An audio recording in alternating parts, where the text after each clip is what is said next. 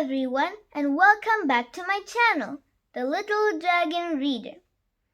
Today I have a very fun story in stock for you. It's called Snoring Shanmugam. Joining us today is Torty the Tortoise. The day all these events happened in the forest, Torty missed it all because she went to visit her family.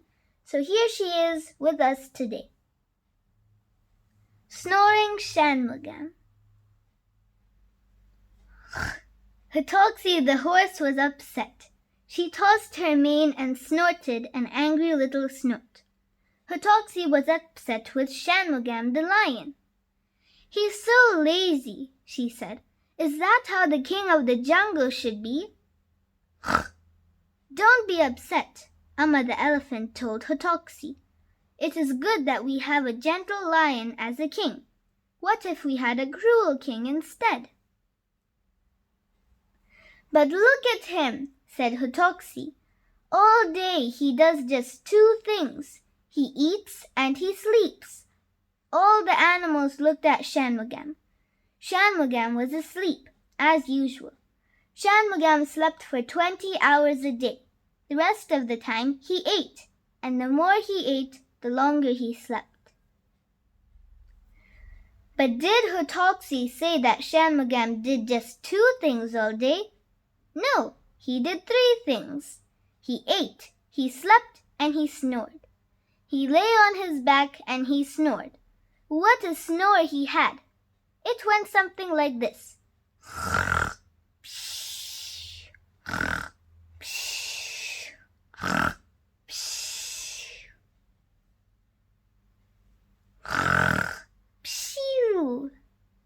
From far away, all that could be heard was the loud, but from up close could be heard the soft hissing, pshoo. When Shanmugam took a deep breath, his tummy became round. And when Shanmugam let out his breath, his tummy became flat. Pshoo! Manu the monkey had great fun sitting on Shanmugam's tummy. And Manu went up, up, up, up, up. Pshoo!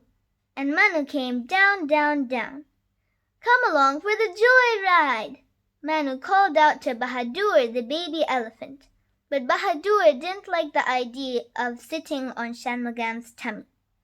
"Oh, someone stop him snoring!" snorted Hitoxi.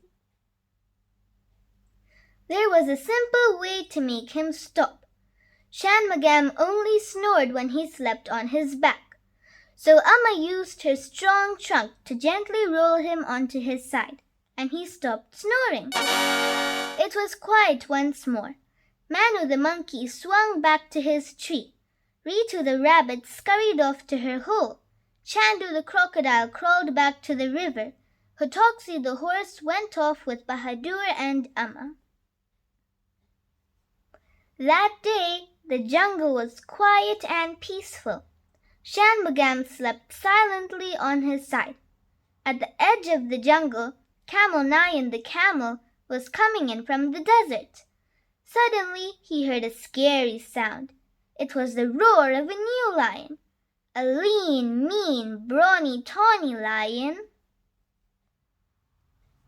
"Gabber Singh!" Gabber Singh was looking for a jungle to make his home. "This looks like a good spot," he said. "I see no lion pug marks around, so there must be no other lion in this jungle. And I smell food." Gabber Singh sniffed and smiled a nasty smile.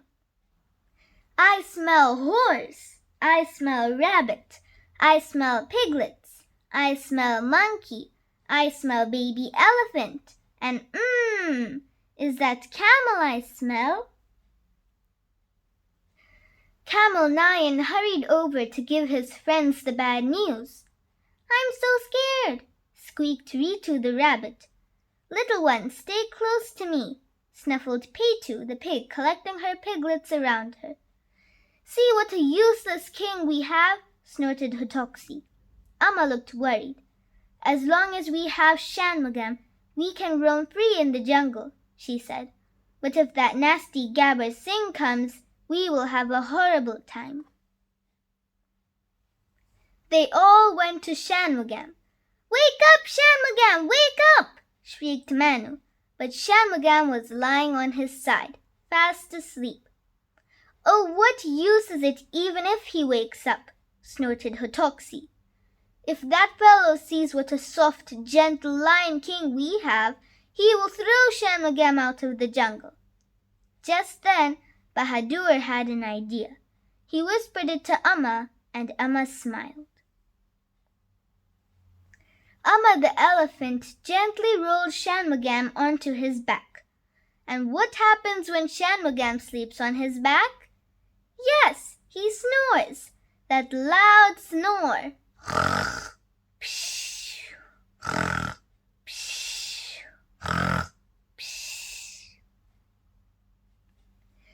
Now from where Gabber Singh was standing, he couldn't hear the soft hissing pshoo. He could only hear the loud. Gabber Singh stopped and looked around. What is that terrible, horrible, scarable, ribble sound? He wondered. I've never heard a roar like that before. There must be a really big, strong lion in this jungle. I had better slink away before he sees me. Gabber Singh turned and hurried out of the jungle and was never seen there again. The animals cheered. What a clever little elephant you are, they told Bahadur. The noise woke up Shanmugam. He yawned and stretched. He was surprised to see all the animals around him. What's the matter? He asked. Did my snoring trouble you? Not at all, they replied. Snore away, Shanmugam. Did you enjoy that story, Torty? I'm sure Shanmugam didn't know what the others meant by saying keep on snoring, but I'm sure he felt happy afterwards. If you like this video, give it a big thumbs up. And don't forget to subscribe so that you can stay tuned to see more stories from me, Little Dragon Reader. Goodbye!